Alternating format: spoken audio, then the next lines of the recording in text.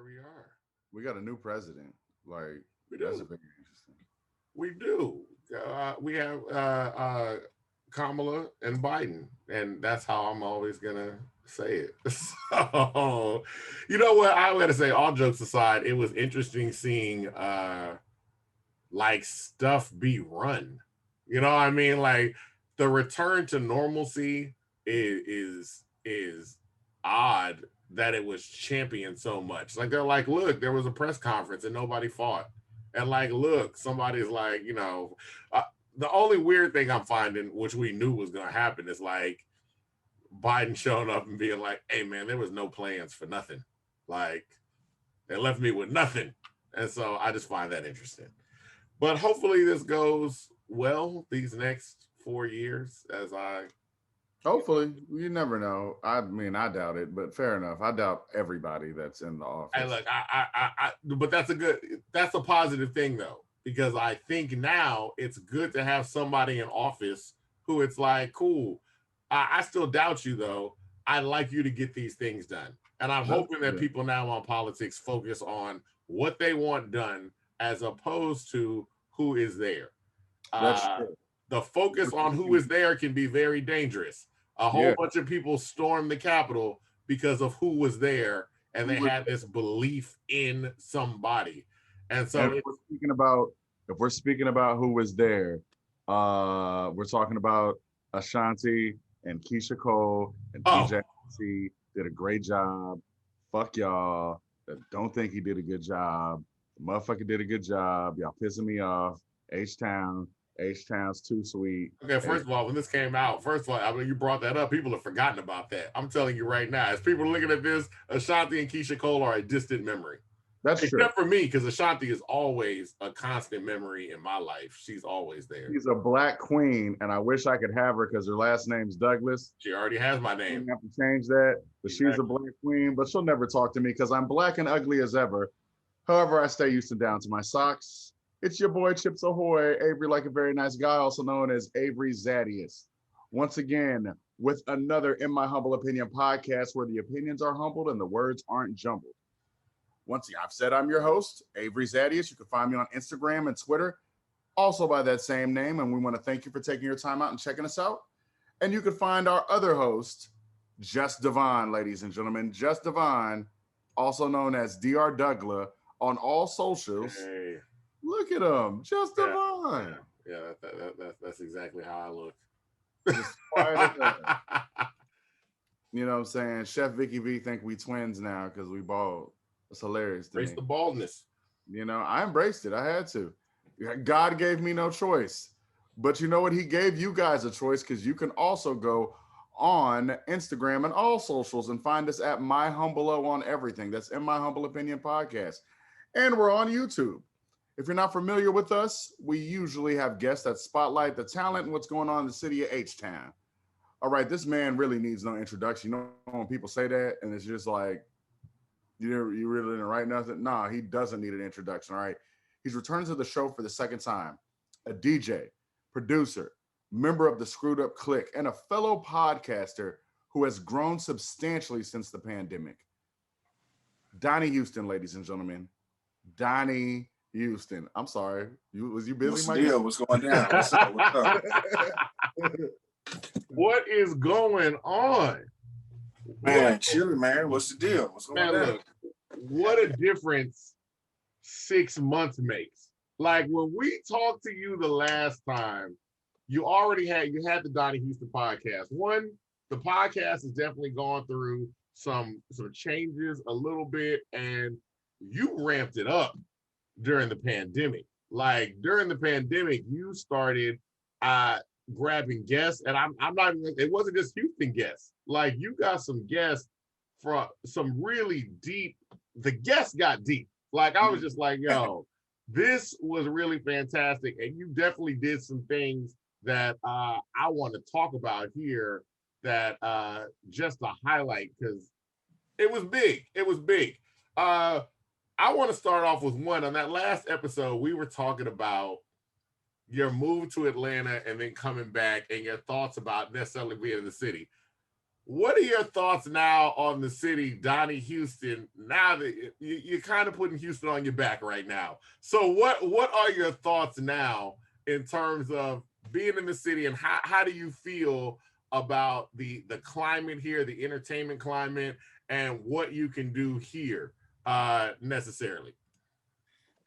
Man, I'm sitting here trying to remember what I said, but I probably was talking about going back to Atlanta or something. You were talking that Donnie Houston is going back to Atlanta, and now he got the Houston podcast. So tell us. So okay, so basically what it was, man, was that, you know, at that time I was just in a different space. Like what year did we do that? What was it? 2000. It was 19. It was 18 or 19. Yeah. 18. Yeah. It came out the year after we did it. Yeah. So whatever was going on at that time, you know, whatever I was doing, I mean, the podcast might have still been a new thing, you know. It you know, music, I probably was still really more so focused on music. And that was probably what that was about, was just because, you know, even still to this day, you know what I mean? Like, it is what it is. Musically, you know, you're gonna have to move around if you wanna, you know, be from Houston and be an artist. You're gonna have to, even if you don't move, you're gonna have to move around and tap into some other places where it's really happening at. But I mean, with the podcast, you know, shit, it doesn't make any sense for me to leave now. You know, it's kind of like I just made it. I don't know, man. I just made it work for me. You know, that's probably the best thing I can tell you, is that I just somehow, and it wasn't even really that calculated. It's just somehow I started doing things that led to other things that led to this next thing, and it just happened to work out. So now it's like, okay, I'm Donnie Houston with the Donnie Houston podcast with all this Houston culture. It makes a whole lot of sense to stay here. You know what I'm saying? So, yeah, I definitely don't feel like leaving. Not anymore. Now, the one thing, and the best, I'm not going to say the best guest, because you had a lot of guests. The best thing that I saw you do, it was the most calculated. I thought it was I thought you handled it the best. The young girl that was doing the slow and reverb. And she made a video on TikTok, and she was like, this is slow and reverb. And basically her video kind of eliminated the legacy of DJ Screw. Didn't talk about him at all. And the internet pounced on her. Like, that was just kind of it. And one of the first things I saw was you reach out and be like, hey, like, let's talk about it. And you came on the show, and I followed her. And the switch with her, because now she, you know, posting about DJ Screw and all this other kind of stuff. So tell us, what was your thinking going into that? Because I think it was very easy to pile on to a little kid. Like, it's like, yo, I think it was very easy to pile on. And I think you got a lot of the younger generation looking like I just thought this was real cool. Like, I didn't know about this other stuff. So tell us, what was your thoughts behind it, and how did you feel? How did you feel the situation went when it was happening? Like, what were your thoughts, and what did you feel the outcome was? Well, I mean, you know, when I first saw the video, like everybody else, I was just like, okay, this is nuts. You know what I mean? My first time seeing it, I was just like, man, this is crazy. Like, here we go again with this shit. You know. But then after I thought about it, I was like, but wait a minute. I'm looking at this girl. She's clearly very young. You know, I don't know where she's from, but I would imagine she's not from here. And just me having like younger, like little homies and shit like that. Like, I got friends of mine that's from Herm Clark, or, you know, just other, you know, urban areas. And they may be 10 years younger, you know, 24, 25 years old, whatever the case may be. And they don't know a lot of this stuff. Mm-hmm. So I just learned, like, through them, that there is just a real gap. You know what I mean? Like, there's just this gap of just a lack of information. For whatever reason, it wasn't passed down, or they just didn't have that. Whatever the case was, there's just this gap of, like, kids that just don't have this information. So I was thinking, like, okay, for one, I'm not ever going to be the person that's like going to get into some online shit. So I wasn't never going to like start a beef with her or anybody for that matter. You know what I mean? But especially with a young girl, I just thought it would look crazy. You know what I'm saying? So that was never a thing for me. I was just like, all right, you know, more than anything, if I had to guess, she's probably just misinformed. And when I spoke to her, That's exactly what it was. You know, she told me she ain't even from Philly. She's like from a town like outside of Philly. So it ain't even like a real like city per se that she's from. You know what I'm saying? I think Dev is what, like 20, 21 years old. And I can't remember. She's really young though. Yeah. And you know, we talked, and it was just like the first thing she said was, "I am so sorry. I did not mean anything by it. I am so sorry to you and your listen. I did not know, and I've done." And within that time, so we had the conversation on Sunday.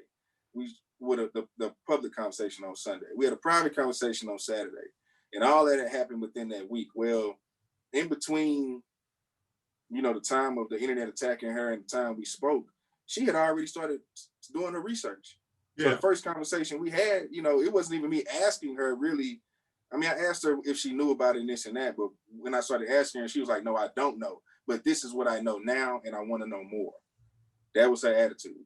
And so I'm like, man, this ain't no kid cloud chasing. Like, this is just really, she's just a kid who just loves music, you know? Yeah, yeah. And so we had the conversation, and like, you know, I schooled on everything, but then I also gave her a list of projects to take to try out, you know what I mean? Check out rather, you know what I'm saying? Certain albums from different artists, you know, a lot of different albums, you know what I'm saying? But just all Houston shit. And maybe about 2 days later, she texts me, it's like 3 a.m, like, "Hey, I love this album right here. This is what I just started with, but I really love this, and I really love this." And it was Big Mellow, Funk with Your Mind. Yeah. That, you know what I'm saying? So it was that, you know, then she hit me like a few weeks later, and she was like, "Okay, no. I think this is my all-time favorite Screw song." And it was Mine Went Blank. Damn. Point blank. Like the most gangster shit. You know what I'm saying? Yeah. So, you know, she's really into it. And speaking of her, like I'm actually working with her and Song Psych and all them to do something for Black History Month next month about like Houston, like a little tidbit. So and see, that's the big thing about it too, that I really like is you're talking about like she was doing research, but she just had gaps in her research. There's no getting around it. In terms of doing research on Houston, there's gaps. Like, there's just it. Your podcast has really taken the lead in saying, hey, let's fill in these gaps. Let's talk to some of these people that are not getting talked to enough. So the reason why I like watching it, there are times I'm watching it where I feel like you're even surprised. Like, you're like, what? Like, I didn't even know that. And so that's the thing where it's like, where did the shift come where you're like, you know what? There is so much history here that is not being cataloged. Like, as a music journalist, and that's kind of that's what you're doing. Yeah. I saw somebody quote, like, music journalism is about the collection of the story. Like, it's not about your opinion on the story or everything. It's collecting these stories for the people. When did the shift happen with you where you're like, you know what, for this podcast, I need to collect this story? Because your focus on the story of the SUC has been incredible. Man, thanks, man. Like I said, bro, none of this was planned. You know what I'm saying? Even me doing the show by myself, it being the Donnie Houston Podcast, it might have still been what they talking about when I did the show the first time with y'all. Yeah. I don't remember, but yeah, it was what they talking about before. Yeah, so you know, all these things. I'm saying when I did the interview with y'all, it may have still what they talking about. So, you know, none of this stuff was planned. It's just things just happen. Like, there's even a conversation I had with Flash Gordon Parks on his episode, and he was telling me like, man, you know, because what you're doing, you know, is like a historian. And I'm telling him like, man, I ain't no historian, bro. I'm just doing a podcast. Like, this is our conversation. You know what I'm saying? He's like, no, listen, you need to take this serious, man. This is what you're doing. Like, no, you really are. Like, and he's explaining to me like about the whole thing, and I'm still like, yeah, I hear you. You know what I mean? I guess so. If you say so, whatever. And over time, more people started saying that. And so I was like, well, if that's how y'all see it, like, I just looked at it as, I'm from Houston, you know what I mean? We in a pandemic. I can't travel and do other stuff and go to, you know, set up other little spots to try to meet people while I'm here. Let me do as much as I can here. And it was just about all my favorite things. So you know, that's really what it started out. And it just happened to all be Houston history type of shit. Yeah. You know what I'm saying? Like, I really listened to Screw tapes and shit. Like, I remember getting, you know, my first copies of Screw tapes from friends, because they was dubs. I ain't had great tapes and shit. But my first dubs in 6th and 7th grade. And, you know, like, I remember all these things. I remember when Top Drop came on the radio for the first time. I remember, you know, all this shit. So it's really just like me talking to people that I've always listened to and always have or heard of, if they just affiliates, you know, they may have been like street cats and SUC that didn't do music. I may have heard their name shouted out and I always wondered, man, who is that? What were they doing? You know what I mean? Yeah. And then it just turns into, oh, this is history. So once it became that, now of course it's much more intentional now. You know what I'm saying? But none of this was planned, bro. It just fell into place the way that it did. And even with that, it's like, didn't you find out you were related? I think we were talking, it might have been on Clubhouse. Isn't somebody your cousin that was in the SEC or something like that? Yeah, so when 3-2 died, my mom calls me and she says, hey, do you know a guy named Christopher Berrier? And I said, yeah, he's a rapper named 3-2. He just died recently. And I'm just thinking like it's my mom just trying to, because every night, my mom's older, so every now and then some rap shit might come up in the news. Try to be cool, just try to. That's how we bond. You know what I'm saying? That's what trying to bond with me and shit. So I'm just thinking it's one of them type of moments. And I was like, yeah, 3-2 said, yeah, that was your cousin. And I was like, nah, stop it.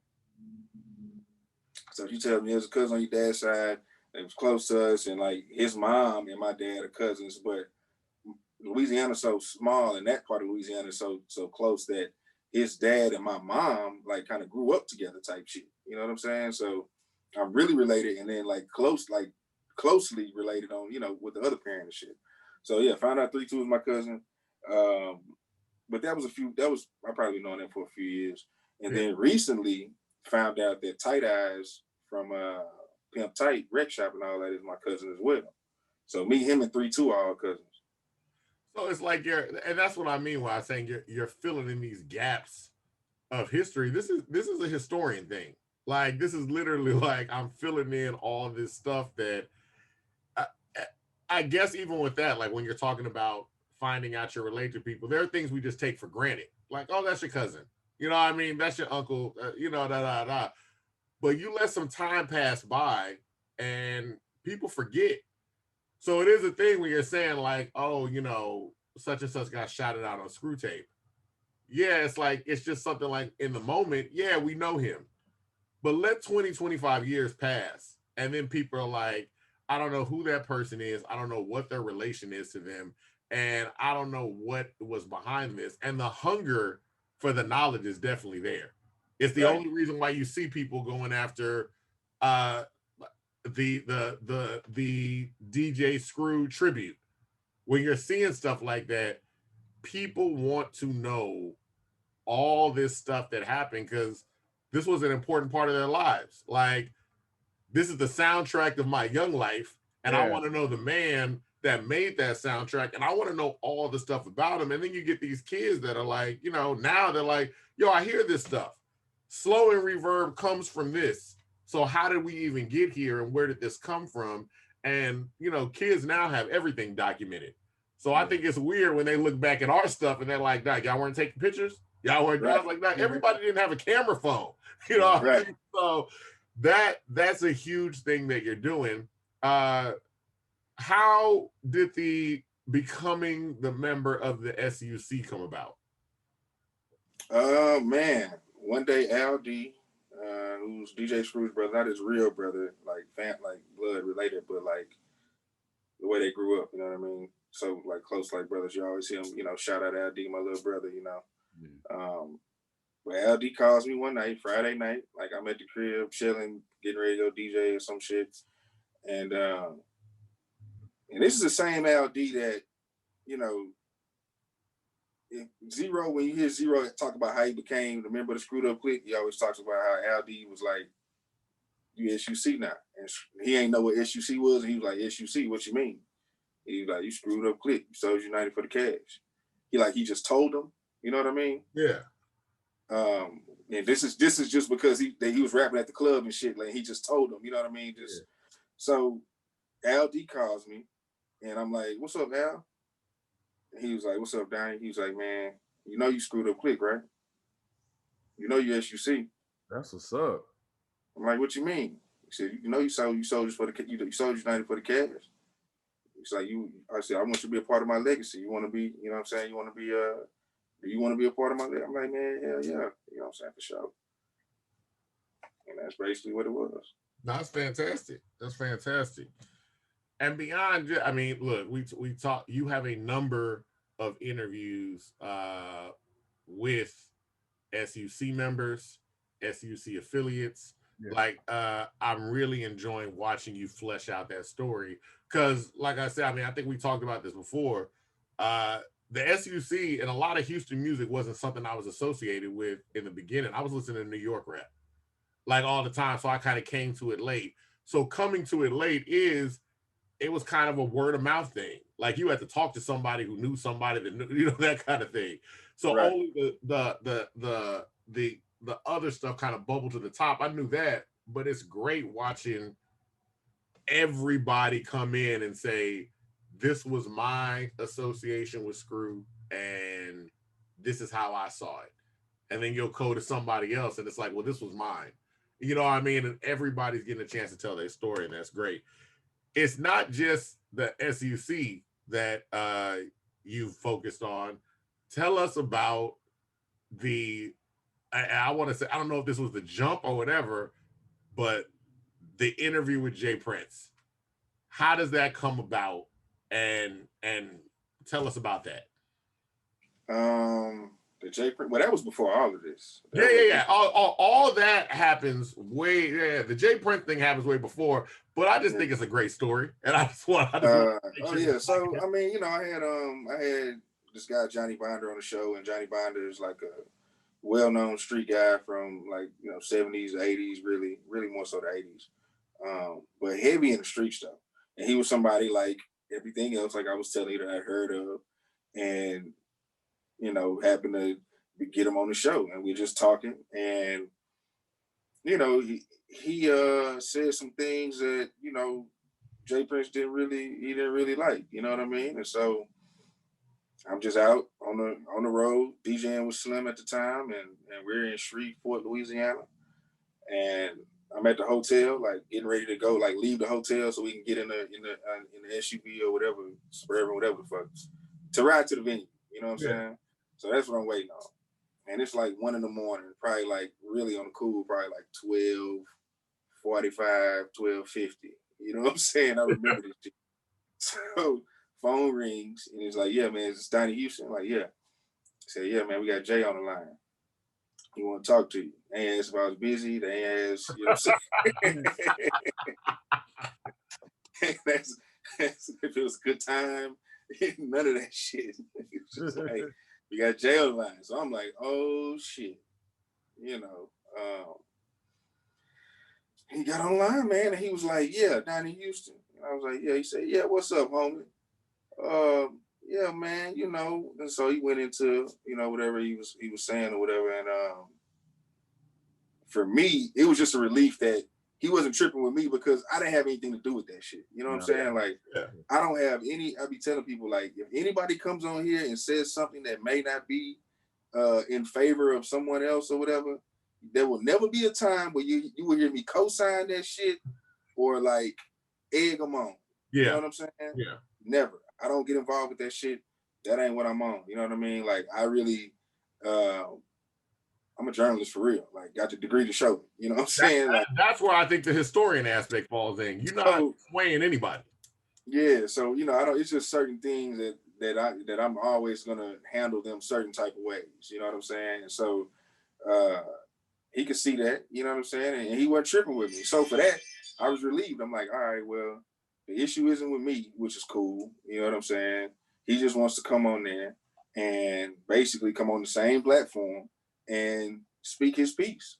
Yeah. And that's what it was, Now, so, I mean, shout out to Jay Prince. That was huge for me. Shout out to Jay Prince. He definitely spoke his piece. Spoke his piece. Well, he always speaks his piece. So yeah, that's it. And your Jay Prince, what is that? Your rendition of Jay Prince, your impression, perfect. You did the voice. Now, the other thing too is when we're talking about guests, I like the fact that you grab all types of guests. Yeah. It's not I'm looking for the biggest, or I'm looking for it really, that's what I'm saying. When you flesh out this web of history, it's great. Who are some of the guests that you just like, I'm gonna put you on the spot.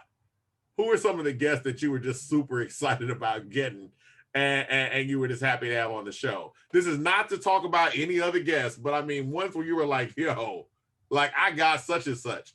Who are some of those people you were looking at? I mean, all of them, but the two most recent would be Bun and Devin. Absolutely. Okay. And I've interviewed Bun before when I did the Heart of a Hustler thing, but we were talking about shoes and shit. It wasn't really about Bun B. That was about, just sneakers and all that. So it wasn't, and it wasn't the podcast. Like he ain't come to my spot. You know what I'm saying? It wasn't, so that was cool. No, yeah, I was about to say I was at the Heart of a Hustler thing and Heart of a Hustler, is that going to keep on going? Man, we got to see, man. I mean, right now, so that's a COVID. public event, man. Right now with this COVID, I ain't even thinking about anything like that. Yeah, and for people that don't know, before COVID, Donnie had it was a division. It was basically Heart of a Hustler. You would come out and it was real. It was very business oriented. You would have people. I mean, you talk to Marcus from the Breakfast Club. You talked to the sneaker one was fantastic, where you talked about you're interviewing these individuals about. So hopefully when COVID is over, that kind of comes back. Tell us about this most recent interview with Devin. Like how did that come about? Man, on Clubhouse, and I just asked him, and it's weird because I ain't think Devin knew who I was and none of that shit. You know what I'm saying? Like a lot of these people, I don't really like. I don't get caught up in myself, bro. You know what I'm saying? Like I don't. You really don't. I do not get caught up in myself. Yeah. I don't get hung up on shit I did. You know what I mean? Whatever. If I do some live ass shit today, when tomorrow comes, it don't even matter. Like it's not like that. Like it's cool. It matters to an extent, but like I ain't hanging my hat on that shit. You know what I'm saying? Yeah. So I never get caught up in anything. Like I never assume people know me. I never assume people know the podcast. None of that shit. You know what I'm saying? Because I think once you start getting too caught up in that, that's when motherfuckers start getting delusional and all that. It's like, bro. True. Yeah, absolutely. But anyway, I ain't think he knew me. You know what I'm saying? But he did. He knew who I was. And so when I asked him, he was like, yeah, for sure. And shout out to my boy Steve-O. Steve-O made sure everything was together, you know what I'm saying, that it went down. And Devin came through and kicked it, man, for probably 3 or 4 hours, man, like kicked it. You know what I'm saying? For real. Yeah. It was cool. Yeah. And Devin is one of those artists that, I don't know, I don't want to say he's timeless, but like everybody know Devin. Like everybody knows Devin the dude. And it's like, it's weird. It's like he everybody knows him, but he's not like this big rap star. But everybody knows him. Look, man, you can see him. I liken Devin the dude to the same way people like. First of all, I like him to like Andre 3000, and two, it's like you know how people will be in Atlanta and they're like, "Oh, I saw Andre 3000 playing the flute." Da da da da da. You can just walk around and see Devin the dude places. Like he's real.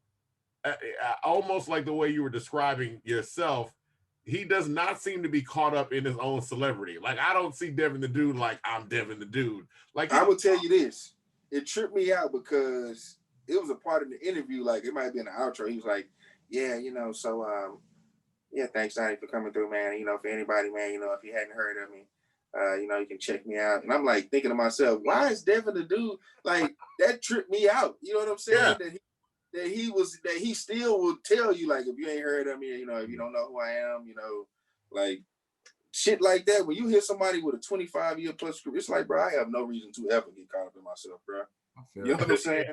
Yeah, it does. It brings it to your earlier point of like, kids not knowing, because I was hanging out with one of my friends and we were talking about Devin the dude, and his son is 17 and he goes, "Who?" And I was like, "What?" but I was like, you're 17.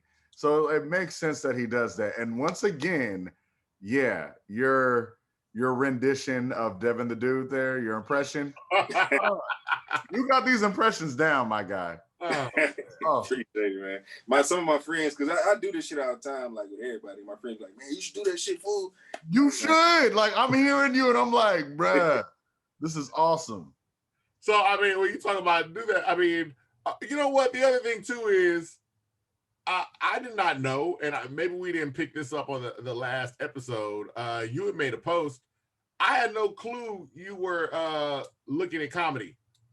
He's done. Like, I had no clue you had that, like, comedy as any type of skill or anything like that. So, because you made a post where you were like, yeah, I went up on stage and like comedy was cool, but that wasn't my lane, but it was something I thought about. Tell us about that.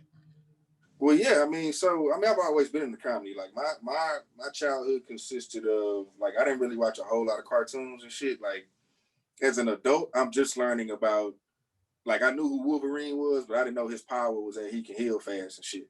Like, okay. I've just learned this as an adult. Thor, and I don't know what the fuck a Thor was when I was 10 years old, bro. I didn't watch that shit. You know what I'm saying? I was heavy into basketball. I watched Yo MTV Raps, Video Soul with Donnie Houston and Sherry Carter, Comic View, Yo MTV Raps with Ed Love and Dr. Dre. Like, that's the shit I was into. You know what I'm saying? And so I just always been into that. And I'm, just like, I'm funny. You know what I mean? It is what it is. It kind of always been funny. And so when I was it was my second year at Sam Houston.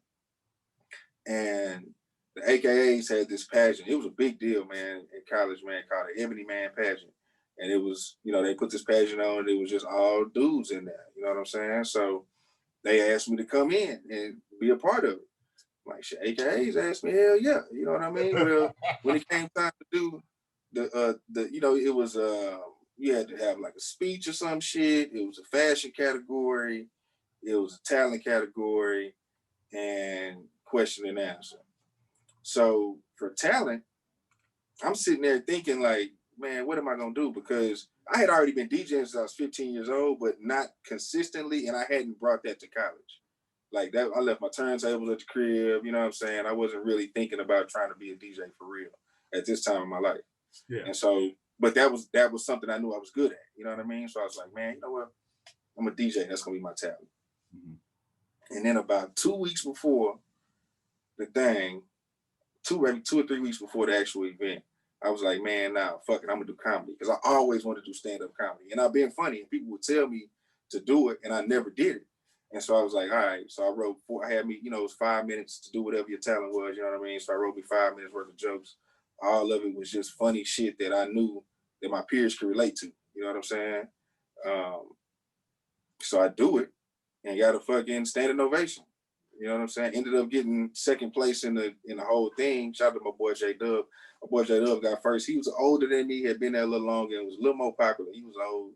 I'm in the NAACP, and you know what I mean? Talented 10th ass nigga, all that shit. Have more clout. So, of course, you know what I mean? I ain't gonna put it on there because he did well too. But I know he had a stronger speech than me. But as far as fashion, and I'm talking about this shit like Bundy, like Al Bundy be talking about the game. Just like a light skinned nigga. Yeah. Hey man, but as far as fashion, as far as talent, you know what I mean? In Q&A, we probably was about the same, but talent and fashion, I was on his ass. You know what I'm saying? But I ended up getting second place in there. So once I did that, I started maybe hosting a few things. And I did comedy a little bit here and there, but after a while, I ended up dropping out, and like that's when I started DJing. And I always been, still being funny, and then would do comedy. And actually, like around 2009, y'all know who Nika is from Core 94? Yeah, of course. So Nika, and maybe my homeboy Gibbs or somebody else, but I know Nika was a part of it. They put on a comedy show. And there are some comics who still do comedy today who were in this same show with me. I can't remember their names, but I'm seeing this guy's face in particular. He does a lot of stuff with Ken Boyd. Oh my God, I can't think. Tall, skinny cat. But anyway, him, some other people that went on to do comedy. It was a girl. I've seen her at the Improv since then. Like they kept the shit going. And like at that same time, that was 2009. So 2010 was when the new Houston thing came around. Yeah. So then I got really serious about music, and I had already went back to college, graduated college. So after I graduated, it was just like shit. I'm trying to do this music shit. I ain't really worried about comedy other than doing Laro skits and shit like that. Yeah. And so that clip I posted then was online. That was at the comedy ATL Comedy Theater, and that was 2017. 17, matter of fact. That was like a couple weeks after we started What They Talking About. We had just started the podcast. We'd only had like 2 episodes, I think, or some shit. So go to an open mic, and shout out to Kiana Dancy.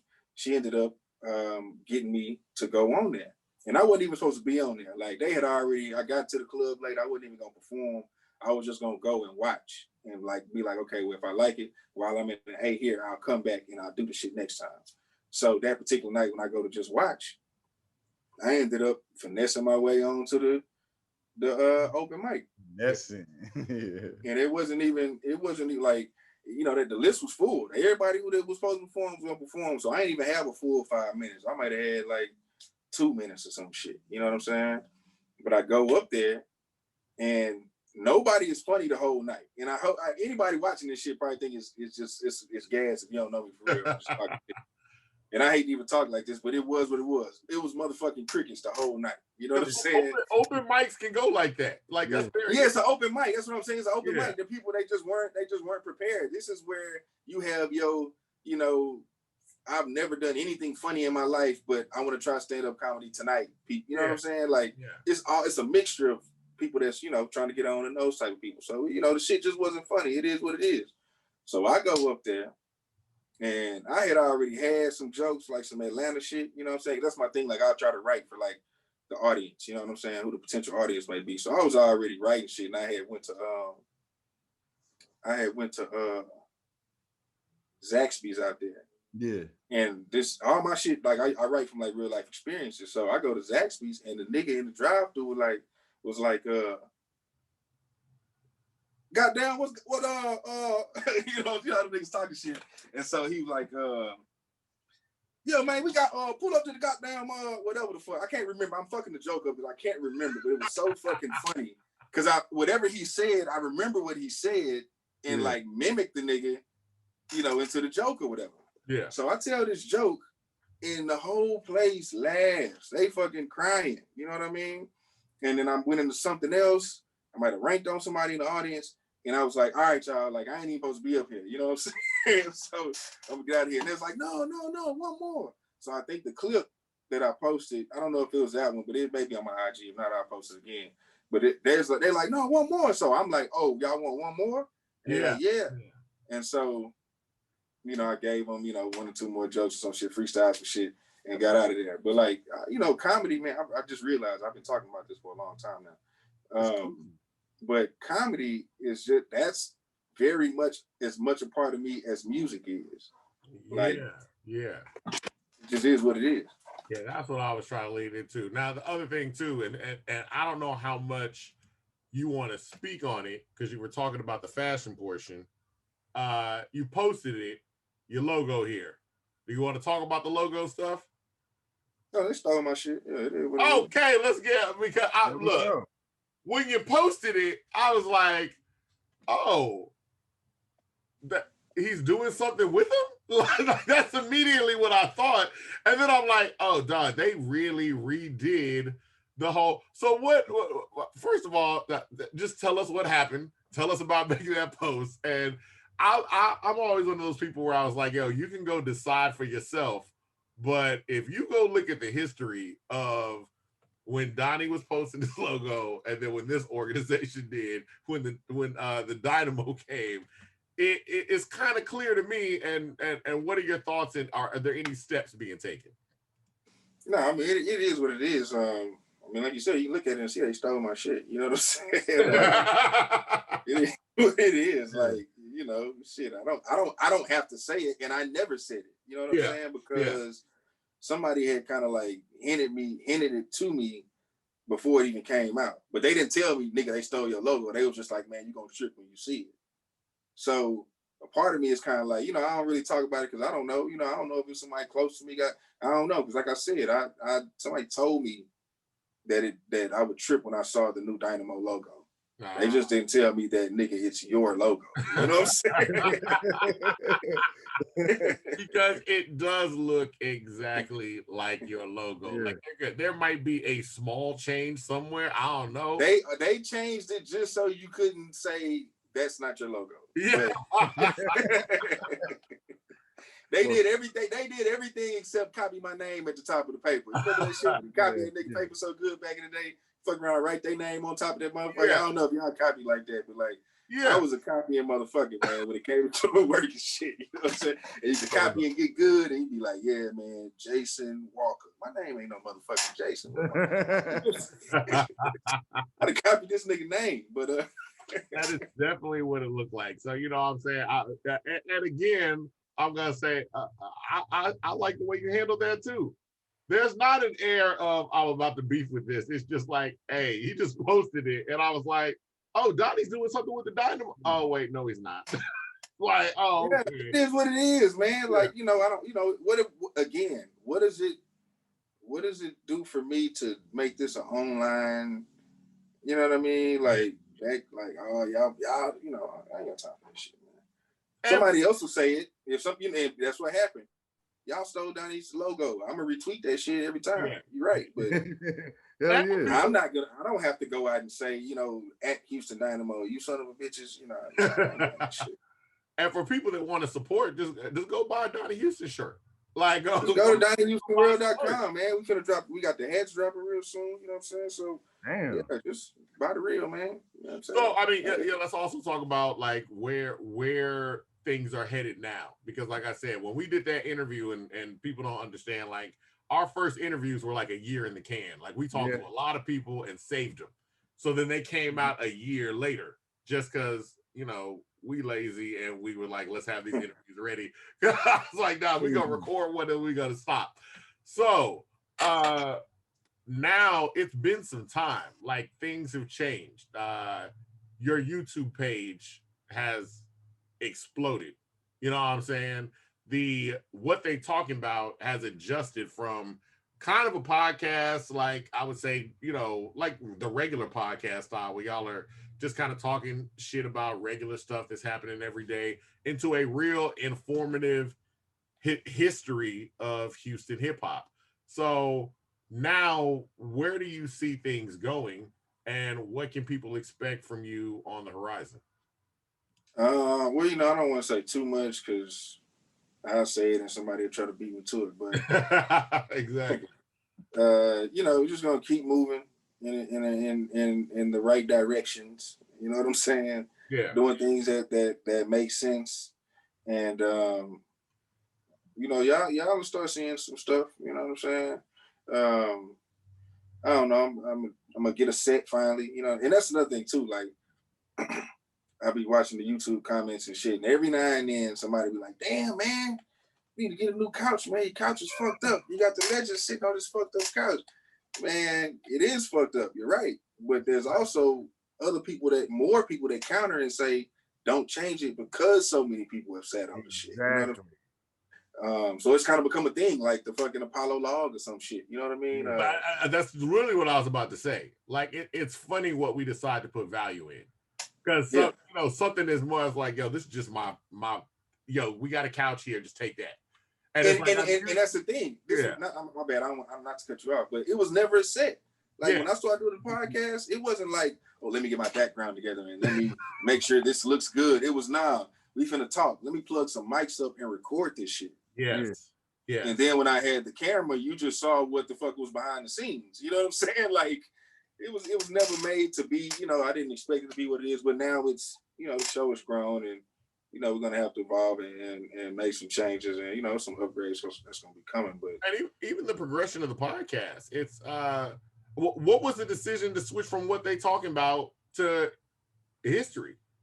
Or not at that time, I know you weren't thinking history, but what was the progression to go from let's go from what they talking about to the Donnie Houston Podcast, where we're just focused on singular interviews? Well, it didn't even go like that. Mm-hmm. It was like, let's go from what they talking about to Donnie Houston Podcast, because I mean, y'all know it was a group of us, but like it's no secret if you ever listen to those episodes, everybody would talk about like how this is my baby and whatever. And the reality was that I was the most passionate about it. And it was just like, I just saw like, okay, we've been doing this for a while, but this isn't picking up the way that I feel that it should and could. You know what I'm saying? Let me throw myself in here, which I never wanted it to be about me in no type of way, which is why we ain't even talk about music. We had general conversation initially, you know what I mean? But let me just do this for name association, just so maybe we can get a few more listens if somebody happens to come across the name randomly and they made like songs I produced for Slim or some shit like that. You know what I'm saying? Like, okay, let's stop getting, we're getting, 50 views on YouTube. Maybe we can get, 75. If you know what I'm saying? I don't know if somebody just happens to recognize the name. And then the interview, most of the interviews came just completely honest, because nobody was consistent with showing up. Like yeah. That's really what it was. And it's like, shit, I can't like the people of the group of people I put together. I got a lot of friends, but those particular friends I put together was because I knew their dynamics. And I knew if all of us talk at the same, talk together, you'll be able to get a bunch of different shit.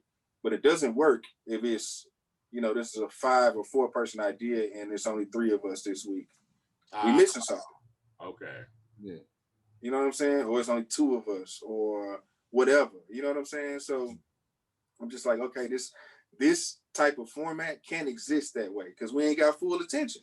Yeah. We ain't got full attendance. You know what I'm saying? And so then I was like, okay, well, if I'm interviewing, then I always have a subject.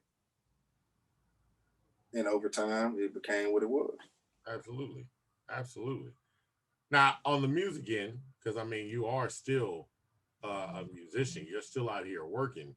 What can you talk about anything that you're about to be doing now? I'm gonna do some music. I didn't really do a whole lot. I think the only thing I may have put out last year was the Paradise record that was on Slim's Thug Life album, I think. Yeah. But yeah, I'm gonna do more music. I don't know. People have been trying to get me to do like a Donnie Houston podcast soundtrack type thing. You know what I mean? I mean, that could be something. I'd like to see a sequel to and I never pronounce it right. The New Orleans one. Oh, the Lanyard thing. Man, look, I love that album. Dog, I love that. That's a slept on album. Like I don't care what anybody. I say, yo, a lot of the stuff that y'all like now, that's on that album. Doing that shit before, yeah. That's on that. That's all I'm saying. So I would love to see a sequel to that. You know what I mean? Like that's just one of my albums. I like it. Yeah, nah, that was a cool little timepiece, man. You know what I'm saying? It may have been a hit, early to the party, maybe sonically. Definitely. But yeah, nah, that was cool. That was cool. Well, look, man, we appreciate you taking the time out to come through. We're wishing you much success. Really looking forward to seeing, the guests that you have. I know you're not going to tell us who the guests are that you got upcoming. so here's the deal with that too. So it's just weird, man. Like perception is a motherfucker. You know what I'm saying? And just keeping it real, I tell people all the time, like, man, this is not like as calculated and as planned. You know what I mean? And I'm calculated and planned that just naturally. So there's a little bit, but for the most part, like really, what you would think to really be what it is, like this shit ain't thought about. It ain't thought out like that. I don't know who's always gonna come. You know what I'm saying? I know I might want them to come, but they don't mean that they're gonna come. It's just like ideas and shit. And even then, we dealing with rappers, bro. Like just because you schedule somebody, you can't schedule them. You can't schedule too many of them too early because it's rappers. Like yes. Niggas miss studio sessions all the time. It's no different. You know what I'm saying? So that's the thing. People don't see that. Like you don't see, I did 80 plus episodes in the pandemic, but it should have been like 90 plus. You know what I'm saying? But I had the fucking, I had the no call, no shows, like it's just real work. Like it's just, everybody's starting to start these podcasts. I see people, everybody, some people I've invited on the show, they'll tell me no, and then they'll announce their new podcast the next week. Thinking, you know what I'm saying? Thinking like, oh, is this shit easy? And it's like, it's not. And that's the thing. Like you said, the work behind it takes a lot. I'm glad you said that because it's one of those things too. Same stuff. You know what I mean? I was like, because people be like, oh, you should get such and such. I was like, man, we've been talking to such and such for, I don't know, a month, 2 months. You know what I mean? Like it's going, and it's one of those things too. Like you said, rappers miss studio sessions, and it's not like it's the end of the relationship. You probably still gonna work with them. Yeah, I don't get caught up in that shit. Like nothing happened. Like you like, okay, it's cool, man. Whatever. Catch up with me when you can, and then 6 months later they'd be like, all right, I'm ready. Let's go. So it's just the nature of the beast, man. That's really all that is. So. I'm glad I'm glad you are out here kicking it. I'm really interested in knowing what those 10 are that you're going to have coming, but we can talk about that offline. Now, I can tell you, I mean, as far as scheduled, it's not really a whole lot. Like, I don't really schedule a whole lot in front. Now, I do sit on episodes. So, like, right now, I'm sitting on Gangsta Nip. I'm sitting on another Mike D episode where he kind of responds to the whole DJ Screw being extorted thing. Fucking the Devin episode. I'm sitting on the Juan Villarreal, you know what I'm saying, the comedian. That episode, you know what I mean? So it's some few I'm sitting on, but like, bro, I don't really plan out like that because you never know. Even with me, like, I don't plan a lot of times because I don't like to. Like I kind of live a spontaneous life to a certain extent. You know what I'm saying? Like I just let shit happen. You know what I mean? I don't like to book myself too far in advance because I like to be free to if some shit pop up, I want to go do that shit, you know? Yeah. So, and I don't like calling people telling, hey man, can we reschedule? You know what I mean? Then I feel selfish because I'm trying to go do some shit I want to do. And these people have set their time apart. So I know you're time conscious because you are one of the few people that we know that have shown up to. I mean, when we were in the studio, you was there on time. So and I mean, I've been late to shit. You know what I mean? Yeah. But if I'm late, I'm gonna tell you, hey man, I'm 15 minutes late, and I'm not gonna tell you that if it starts at 2:00, I'm not hitting you at 2:05 saying, hey bro, I'm gonna be 15 minutes late. Yeah, I'm gonna hit you, hey 1:40, 1:45. Yeah, hey man, I'm gonna be, whatever. But yeah, our latest guests are Todd and Tubo, and that doesn't mean anything. I just told them that any opportunity I get to say that they're late people on any platform, I'm just gonna say it. So yeah. But man, look, we appreciate you coming on, man. Like this is big, and we hope to see a lot more in the future, man. Nah, for sure, man. I appreciate y'all for having me, man. Wait, hold on. Where can they find you at, Donnie? Oh yeah, man. Y'all ended it already? Nah, man. We still good. We still here. Oh, shit. Go back. I'm down in Houston.